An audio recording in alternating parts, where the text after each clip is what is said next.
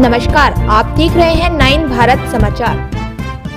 नमस्कार, आप देख रहे हैं नव भारत समाचार। मैं हूं नेहा राठी। आइए देखते हैं आज की बड़ी खबर। भारत मौसम विज्ञान विभाग एवं नेशनल डिजास्टर अलर्ट पोर्टल द्वारा जारी मौसम पूर्वानुमान के अनुसार 9 जुलाई 2026 के बाद 10 जुलाई 2026 को भी जनपद देहरादून में कहीं कहीं भारी से अत्यधिक भारी बारिश, आकाशीय बिजली तथा तेज वर्षा की संभावना व्यक्त की गई है। इस संबंध में रेड अलर्ट जारी किया गया। छात्र छात्राओं की सुरक्षा को दृष्टिगत रखते हुए जिलाधिकारी देहरादून डॉक्टर आशीष चौहान द्वारा जनपद के कक्षा 1 से 12 तक संचालित समस्त शासकीय, अशासकीय एवं निजी विद्यालयों तथा सभी आंगनबाड़ी केंद्रों में 10 जुलाई 2026 को एक दिवस का अवकाश घोषित किया गया।